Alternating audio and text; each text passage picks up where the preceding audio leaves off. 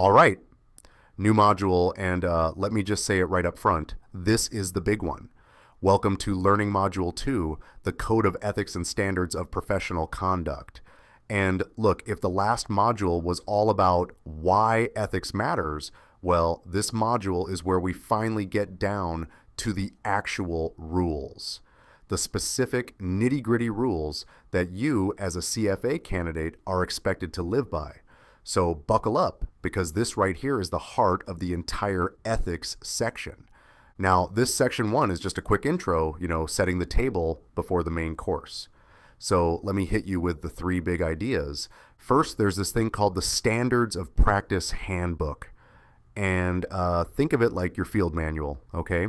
It's the book that takes these big, lofty ethical principles and shows you how they actually play out in real, messy, day-to-day situations. Because look, it's one thing to just say, be honest, right? But it's a whole other thing to know what to actually do when your boss is, leaning on you to fudge a number. The handbook is what bridges that gap. It takes the theory and it makes it practical. Second, and this is a nice one, this stuff supports everybody in the profession all over the world. CFA members, candidates like you, and even supervisors, the folks running the teams. And it's global. So whether you're working in New York or London or Mumbai or Singapore, the same code, the same standards apply. One playbook for the entire profession worldwide. And third, here's the key relationship I really want you to lock in. The code and the standards work together. And here's the easiest way to wrap your head around it. The code of ethics, that's the big picture why. It's the spirit, the mission, the North Star. And the standards, those are the specific how. The actual rules that put that spirit into action. So the code inspires it and the standards enforce it. 2 pieces, 1 system, working hand in hand to keep everybody's behavior on the up and up. Okay, real quick, let me give you a straight talk moment before we roll on, because you need to hear this one. This module, the code and standards, it is hands down the most heavily tested part of the entire ethics section. And here's why that matters so much. There's this thing candidates call the ethics adjustment. Basically, if you're sitting right on the bubble, right on that borderline between passing and failing, the CFA Institute takes a hard look at your ethics score. And a strong ethics score can be the tiebreaker that pushes you right over the line. So do not sleep on this module. Seriously, this is the one that can literally save your whole entire exam. So here's what's coming up. In the next few sections, we're going to break down the 6 principles of the code and then the famous 7 standards of professional conduct, one at a time. And I'll be straight with you, it's a lot of material. But we are going to make it click. And hey, if you want the complete set of these battle-ready summaries to carry you through every single reading, the link is right down there in the description. Go grab it, give yourself that edge, and let's get after it.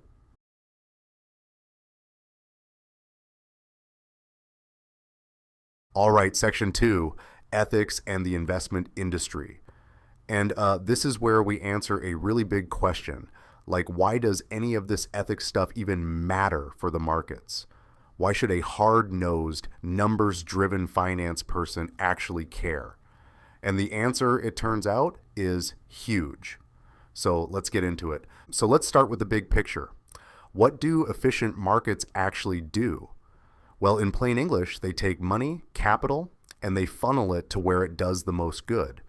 The best companies, the best ideas, the most productive uses, that's the whole magic of a healthy market. It's like water flowing to exactly where it's needed most. But here's the thing, and this is the beating heart of this entire section, none of that works without trust. Trust is the secret ingredient. Think about it. Why do you hand your money to a bank or buy a stock or throw your savings into a fund? Because you trust that the numbers are real, that the game isn't rigged, that somebody isn't just going to run off with your cash. The second that trust is gone, the whole thing seizes up. And look, here's where a lot of people get it twisted. They go, Well, we've got laws, we've got regulations. Isn't that enough?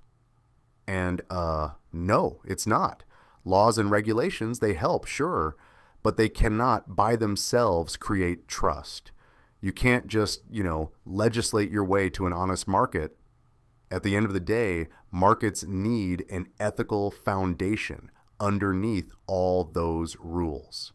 And that right there is exactly why the CFA Institute pushes this code of ethics and standards so hard to build a real culture of ethics for the good of society. Okay, so let's go a level deeper on why ethics matters. First, what even are ethics? Simple. They're moral principles that guide how you treat other people. That's it. And the big idea here, the one that keeps coming back like a broken record, is that just following the law is not enough. Legal compliance alone, insufficient. Ethics go beyond the law. And why does this matter so much? Because unethical conduct is like poison in the water supply. When one person cheats, it doesn't just hurt that one client. It damages trust across the entire system. And in today's world, where markets are all wired together globally, one big scandal can weaken capital markets around the whole planet. Just look at 2008. A pile of bad behavior in the US mortgage market, and boom, it tanked economies all over the world. That's the domino effect right there. Now, again, regulation helps fight this stuff. It does catch some of the bad guys, but it can never fully replace ethics. Because here's the dirty little secret: the cheaters are always, always one step ahead of the rule book. You make a rule, they find the loophole. So the real defense? A strong ethical culture. When a firm actually lives and breathes integrity, that is what builds lasting trust, creates strong markets, and, benefits all of society. All right, this next box zooms all the way out to the biggest picture of all: ethics, society, and the capital markets. And it kicks off with the CFA Institute's mission, and I want you to remember this exact phrase because it captures the whole spirit of the thing. Everything they do is for the ultimate benefit of society. Not just for rich investors, not just for Wall Street, but for society. That's the mission. And it circles right back to that same core truth. Efficient capital markets require trust. You cannot have one without the other. They're like two sides of the same coin. But here's a really important idea in this box, one the exam absolutely loves, so lock in. Universal ethical principles should override lower local standards. Okay, what does that actually mean? Here's the deal. Let's say you're working somewhere with weaker rules than what the CFA holds you to. Now, a lot of folks might think, well, hey, when in Rome, do as the Romans do, right? The local rules are looser, so I'll just, roll with the looser standard. And the CFA says, no, absolutely not. You hold yourself to the higher standard, no matter where on earth you happen to be. You don't sink down to the local floor. You bring your ceiling with you everywhere you go. And let me give you an example that makes this click, because this stuff happens all the time in global business. So picture a big multinational operating in a country where, greasing the palms of local officials, slipping them a little thank you payment to win a contract is basically just how business gets done over there. It's practically expected. The loose local standard shrugs and goes, hey, everybody's doing it. But the higher universal standard says, nope, that's a bribe, and bribery is wrong, period. So which one do you follow? Well, let me tell you what happens when a company caves to that loose local floor. Take Siemens, the giant German engineering firm. For years, they had this whole systematic culture of paying bribes to land contracts all over the world in places where that was kind of just how the game was played. And hey, for a while, it worked, right up until it didn't. In 2008, the whole thing came crashing down, and Siemens got hit with around $1.6 billion in penalties, one of the biggest corruption settlements in history, and their reputation absolutely torched. There's even a landmark U.S. law built on this exact idea, the Foreign Corrupt Practices Act, that says American companies can't bribe officials abroad even when the locals do it all day long. So that's the lesson in living color. When you sink down to the loose local standard, you might win in the short term, but you are playing with fire. The firms that bring their higher ceiling with them everywhere they go, those are the ones that actually survive for the long haul. Okay, now this next chunk is all under the banner Beyond the Law, Ethics Matter, and it's got 3 quick points. So let's knock them out. Point 1, ethics versus regulations. And this just hammers home what we've been saying. Ethics stretch way beyond what any law can cover. Laws are about, the technical rules, but ethics are about actual moral conduct. And more importantly, ethics help you spot those sticky situations where people are likely to slip up before it even happens. Point 2, the ethical framework. Remember this from the last module. Laws and codes are a great guide. They point you in the right direction. But when the rulebook runs out, and it always does eventually, you got to fall back on your own personal judgment and, an internal decision-making process. Your own moral compass has to grab the wheel. And point 3, commitment to ethics. This is the practical, how do we actually make this real part? And it's basically 4 moves. Use your firm's code of ethics as your guidebook. Embed ethics right into the company culture so it's just part of the DNA. Reinforce those codes through actual practice, not just, a poster on the break room wall. And develop the real skills to resolve tough conflicts ethically when they pop up. Because talk is cheap, right? You got to actually do it. And the last box in this section, the CFA Institute commitment. So what's the CFA Institute's actual job in all of this? 2 main things. First, the code and standards define exactly what conduct is expected from members and candidates, so there's zero confusion about the bar you're being held to. And second, they regularly update these standards. And that matters because the world changes, right? New technology, new products, new sneaky ways to cut corners. So the rules have to keep evolving to stay relevant. But, and I really appreciate that the curriculum is honest about this, they straight up admit there are application challenges.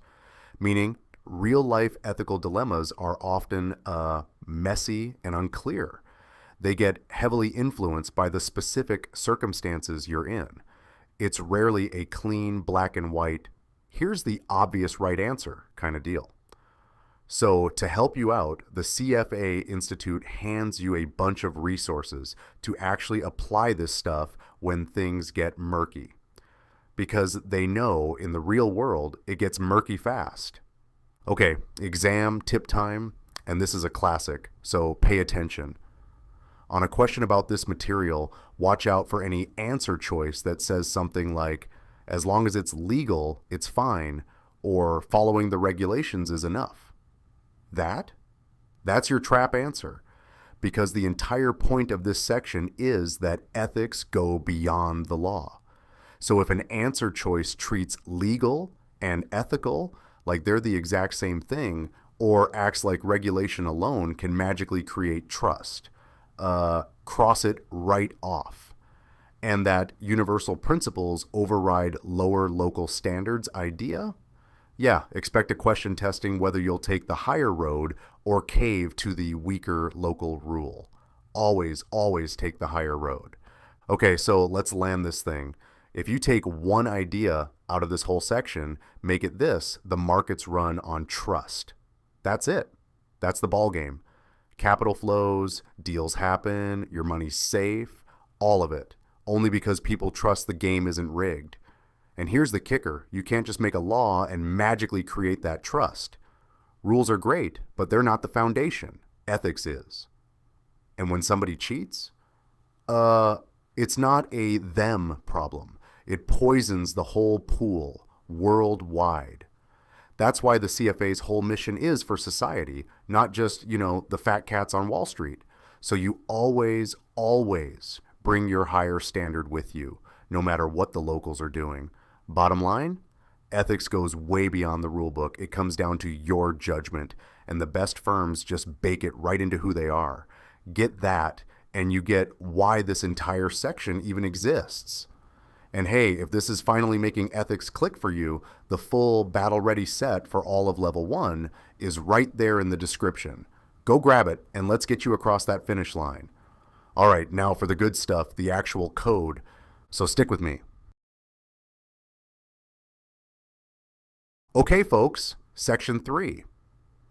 And take a deep breath, because this is the main event, the heavyweight champ of the entire ethics section.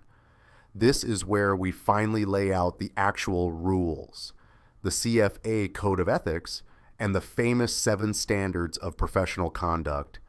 And I'm not going to sugarcoat it. You need to know these cold, like ice cold. But relax, because we're going to bring them to life with some real stories, so they actually stick. Let's roll. First, let's separate the two things on this slide, because people mix them up constantly. You've got the Code of Ethics and you've got the standards. Remember from Section 1, the code is the spirit, the big picture, who we are. The standards are the specifics, the actual, here's what you can and can't do. Cool? Let's take them one at a time. So the Code of Ethics is basically 6 promises you make. And don't stress about memorizing them word for word. Just, feel the vibe. 1, act with integrity, competence, and respect toward everybody in the markets. 2, and this is the biggie, put the profession and your clients ahead of your own self-interest. Your clients eat first, always. 3, use good care and independent judgment. 4, practice and encourage ethical conduct, so you're lifting up the whole profession, not just yourself. 5, promote healthy, trustworthy markets, because remember, it's all for the benefit of society. And 6, keep sharpening your own skills and help others sharpen theirs too. So that's the heart and soul right there. Now let's get into the specifics, the 7 standards where the real exam points live. Okay, so before we move on to the standards, let me clear up something that trips up like half of all candidates. People are constantly going, wait, what's the actual difference between the code and the standards? Aren't they, basically the same thing? And no, they're really not. So let me make this dead simple. Think about any company you've ever worked for. Every single one has a mission statement, right? Some big inspirational thing hanging up in the lobby like, we are committed to integrity and putting our customers first. Sounds beautiful. But does that fancy poster actually tell you that you can't take a 2-hour lunch or that you've got to badge in by 9 a.m.? Nope. For that, you go dig into the employee handbook, the thick binder with all the specific nitty-gritty rules. Well, that is exactly the difference here. The Code of Ethics, that's your mission statement. 6 big, beautiful promises, the spirit of the whole thing, the who we are and what we stand for. Broad, aspirational, inspiring. But it does not tell you what to actually do the moment your boss slides you a hot stock tip. The standards, though, those are the employee handbook. The specific, enforceable, here is the exact line you cannot cross rules. 7 of them, and we're about to crack every single one wide open. And here's another angle to really lock it in. The code is the why. The standards are the how. Or if you're more of a legal brain type, the code is the spirit of the law, and the standards are the letter of the law. And the cool part, they're not competing with each other, they hold hands. Every specific rule in the standards is really just one of those 6 principles brought to life with some actual teeth on it. So why does any of this matter when you're sitting there on exam day? Because here's the thing, when the test hits you with a situation and asks, okay, which one did this person violate? The answer is almost always a specific standard, not one of the broad principles from the code. The code sets the mood, but the standards are what actually get tested. So bottom line, code equals the vibe, standards equal the rule book. Get that one distinction straight. And this whole module suddenly gets a whole lot friendlier. Okay, now, standard 1, professionalism. This one's all about, carrying yourself like a true pro. And it's got 5 parts. Part A, knowledge of the law. You follow all applicable laws, and here's the golden rule. When the law and the code clash, you follow whichever one is stricter. Highlight that. The exam absolutely loves it. Part B, independence and objectivity. Basically, don't let anybody buy your opinion. No fancy gifts, no lavish trips, no pressure that clouds your judgment. And oh man, do I have a story for this one. Rewind to the dot-com boom. You had these superstar Wall Street analysts slapping big, shiny buy ratings on total garbage companies. Why? Because their firms wanted those juicy investment banking fees. They basically sold their objectivity for a paycheck. And when it all blew up, the banks got hit with over $1 billion in settlements. That right there is the poster child for blowing your independence. Part C, misrepresentation. Simple, no lying, no false statements in your professional work. Think Theranos. Elizabeth Holmes told the whole world her machine could run hundreds of tests on a single drop of blood when, it flat out couldn't. That's misrepresentation on steroids. Part D, misconduct. This covers any dishonesty, fraud, or deceit that trashes your professional reputation. Basically, don't be a crook. And Part E, competence. Maintain the skills you actually need to do your job. Keep those tools sharp. Okay now. Standard 2, integrity of capital markets. This is about keeping the markets themselves clean and fair. 2 parts, and both are exam superstars. Part A, material non-public information, or, what everybody just calls insider trading. The rule? If you've got material info the public doesn't have, you do not trade on it. And you don't tip off your buddies to trade on it either. And the classic example, Raj Rajaratnam. This hedge fund titan ran the Galleon group, and he got caught trading on secret inside tips fed to him by corporate insiders. The FBI had him on wiretaps and everything. He got 11 years in prison. 11. So, this one is not a joke. Part B, market manipulation. Don't mess with prices or trading volume to trick people. And the perfect example here is the pump and dump. Think Jordan Belfort, the Wolf of Wall Street guy. He'd pump up some worthless little stock with a mountain of hype and lies, get everybody to pile in, and then boom, dump his own shares at the top and leave the little guys holding the bag. That's textbook manipulation. Standard 3, duties to clients. And this is a huge one because, the client is everything. 5 parts here. Part A, loyalty, prudence, and care. The client's interests come first, period. This is that fiduciary duty. You're basically their financial guardian. Part B, fair dealing. You treat all your clients fairly and objectively. And here's a sneaky violation, cherry picking. Say you make one great trade and one lousy trade, and you hand the winner to your favorite big shot client and dump the loser on the little guy. Nope, everybody gets a fair shake. Part C, suitability. Your recommendations have got to actually fit the client. So you don't, take some risk-averse 70-year-old retiree and shove their life savings into wild, speculative crypto derivatives. That's a total suitability disaster. Part D, performance presentation. Keep your performance reporting fair, accurate, and complete. And who's the king of faking this? Bernie Madoff. He showed clients these smooth, steady, too good to be true returns year after year that were completely made up.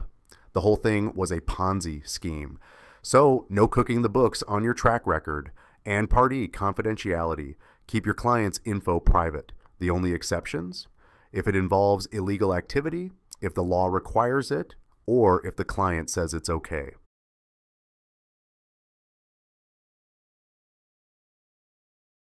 Standard 4, duties to employers. Now we flip from your clients over to your boss. 3 parts. Part A, loyalty. Act for the benefit of your employer and don't harm them or run off misusing their resources. So, like, don't secretly copy the client list on your way out the door to launch your own competing shop. Part B, additional compensation arrangements. If you're getting extra comp from somewhere that might create a conflict, you got to disclose it and get written consent. Written, not just a wink and a nod. And Part C, responsibilities of supervisors. If you're the boss, you're on the hook for making sure your people follow the rules. And the perfect cautionary tale here, Nick Leeson and Barings Bank. This one guy made a pile of massive, unauthorized, hidden trades, and because his supervisors were asleep at the wheel and let him control both the trading and the record keeping, he single-handedly sank a bank that had been around for over 200 years. 200 years gone because supervision failed. So if you're a supervisor, you got to actually supervise. And real quick heads up before we keep going. I can see the wheels turning like, man, that is a lot of little rules to remember. So let me put your mind at ease. Right here, I'm just giving you the quick flyover, the highlight reel of each standard. That's it. We are not trying to master every detail today. Because the upcoming learning modules are built to do exactly that. They break each one of these down slow and thorough with a ton of real examples. So for now, just, get the gist. The deep dive is coming. Okay, let's move to next one. Standard 5, investment analysis, recommendations, and actions. This one's about doing your homework. 3 parts. Part A, diligence and reasonable basis. You do thorough research before you recommend anything. And the ultimate example of failing this, the credit rating agencies back in 2008. They were stamping shiny AAA, super safe ratings on these toxic mortgage bombs without doing anywhere near enough real analysis. And, well, you know how that story ended. No reasonable basis, catastrophic results. Part B, communication with clients. Be upfront. Disclose the costs, the risks, the process, and always separate hard fact from your own opinion. Don't dress up a guess as a guarantee. And Part C, record retention. Keep good records of everything you do. Not the flashiest rule in the book, but, the exam still tests it. Standard 6, conflicts of interest.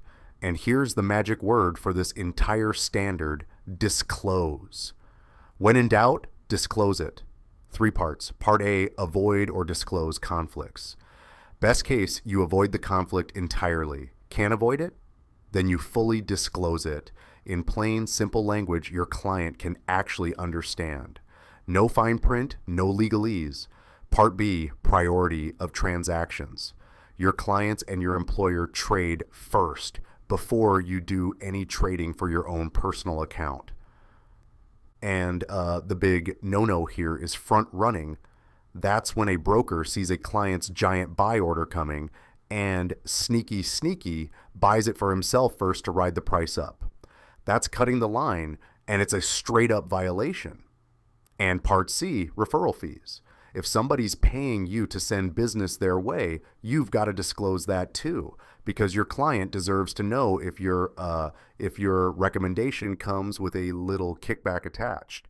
And finally, Standard 7, responsibilities as a CFA Institute member or candidate.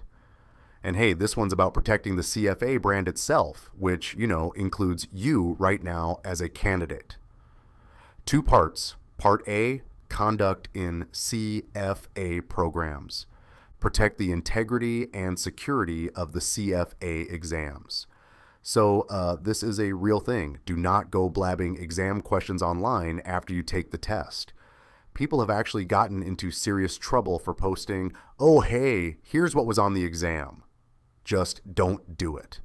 And Part B, reference to CFA Institute and the designation. Don't misrepresent what the designation means. So no bragging like, I'm a CFA charterholder before you've actually earned it. And there are even little technical rules like you write it CFA, not CFA with periods, and it's an adjective, not a noun. These tiny designation rules, easy exam points if you just know them. Okay, exam tip time, and this one is gold. On the actual test, the number one thing they do is describe a situation in a single question and ask, which standard did this person violate? So your whole job is to become a violation spotting machine. And here are the 2 cheat codes that'll save your bacon over and over. Number 1, when there's a conflict between the law and the code, the stricter rule always wins. And number 2, so many of these problems get solved by one magic word, disclosure.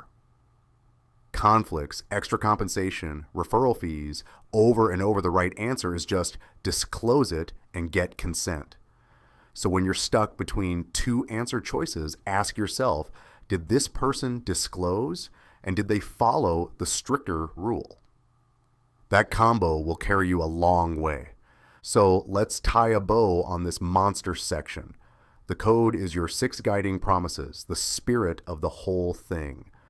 And the 7 standards are the actual rule book: professionalism, integrity of capital markets, duties to clients, duties to employers, investment analysis, conflicts of interest, and responsibilities as a member.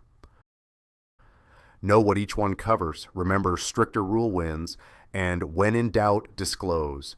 And you are seriously dangerous on exam day. This is the section that moves the needle. So, go over it till it's second nature. And folks, if these battle-ready summaries are the thing that's finally making ethics click for you, the complete set for all of level 1 is right there in the description. Go grab it, give yourself that edge, and let's get you across that finish line. So that brings us to the end of Module 2. And I want you to know, if you followed along and the big ideas landed, you are in genuinely great shape. Because this module, this is the heart of the whole thing. Everything else in ethics kind of orbits around what you just learned. So don't stress about having every tiny subpoint memorized today. That's what the next modules are for. We go deep on each standard one by one. Right now, if you've got the overall map in your head, the code, the 7 standards, and that instinct to spot a violation, you've done the hard part. So, be proud of that. Take a breather, come back sharp, and let's keep this thing moving. See you in the next session.